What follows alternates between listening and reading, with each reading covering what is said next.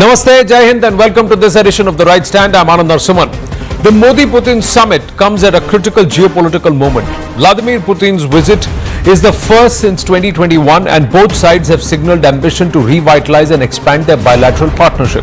Bharat's foreign ministry has described the relationship as a special and privileged strategic partnership, and the summit aims to set a new roadmap for deeper cooperation across defense, energy, economy, technology. Defense cooperation is expected to be the front and center, including talks about supplying additional units of the S-400 air defense system, the upgraded S-500, and even advanced platforms like the Su-57 or the Sukhoi 57 fighter jets. Civil nuclear cooperation and civil energy, especially oil imports from Russia, are also high on the agenda, as is a potential trade and financial architecture to ease payments under sanctions, including discussions around a rupee-ruble mechanism. Vladimir Putin has signaled the desire to expand ties with Bharat to a no-limits stage. Listen in. Мы нацелены вывести сотрудничество с Китайской Народной Республикой и с Республикой Индия на качественно новый уровень с усилением его технологической составляющей. На это нацелено множество совместных проектов в энергетике, в промышленности, космосе, сельском хозяйстве и так далее.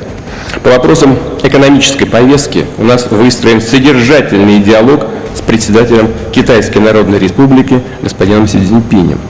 Также подробно будем обсуждать эти темы в ходе предстоящего визита в Индию с премьер-министром господином Нарендрой Моди, включая увеличение импорта индийских товаров на наш рынок. Let us also look at the different avenues where Russia and Bharat can in fact achieve a no-limits partnership. Defense and technology cooperation. If Russia delivers more S-400 regiments and offers significant technology transfer with S-500, Bharat could both upgrade its strategic air defense and strengthen domestic manufacturing and maintenance capacity. This would align with Bharat's push under its self-reliance or Atmanirbharta policy while preserving strategic depth. Meanwhile, also energy security and diversified fuel supply. With global energy volatility and sanctions on Russia pushing up uncertainty, Bharat's continued supply of Russian oil gives it a buffer. For Russia, Bharat becomes an anchor buyer, helping Moscow maintain energy revenues even under pressure. Economic and trade expansion beyond oil. Both sides have signaled interest in a broader trade deal exporting Indian pharmaceuticals, processed foods, marine goods, consumer products, and if successful, this diversification could narrow Bharat's trade deficit with Russia and generate more balanced trade flows. Financial and payment cooperation. Given the difficulties imposed by Western sanctions and pressures on global banking, establishing a stable rupee-ruble settlement mechanism could allow both trade and investments to flow with lesser exposure to Western financial systems. The civil, nuclear and energy collaboration. Talks are expected around small and medium nuclear reactors. For Bharat, that may help address long-term energy demand. For Russia, it's a way to export nuclear technology and deepen high-value industrial collaboration. However, no-limits cooperation won't be easy. There are multiple structural and geopolitical constraints.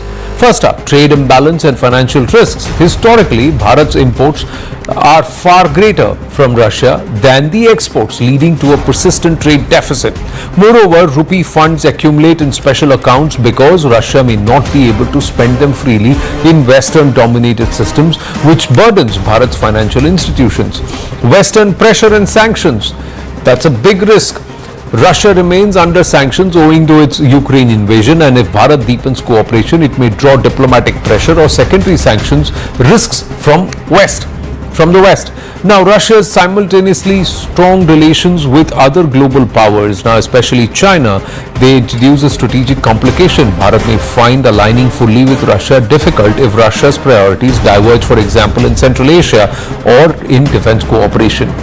Implementation bottlenecks. Even if agreements are signed, putting them into practice requires stable institutional and logistical frameworks. Historical difficulties like slow movement on joint ventures, delays in defense deliveries or part supply, and underdeveloped trade infrastructure remain serious constraints. Now, meanwhile, Bharat does not want to be seen as tilting completely toward Moscow.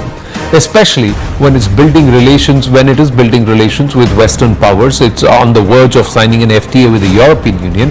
There's greater cooperation globally and defense partners, maintaining a multi-aligned foreign policy where there is a certain level of strategic autonomy that Bharat can exercise. However, this summit comes at a moment when global alignments are shifting. Russia is under sanctions and seeking reliable energy buyers. Bharat is rising in global influence but also looking to secure energy, defense and economic autonomy. The global order is increasingly multipolar.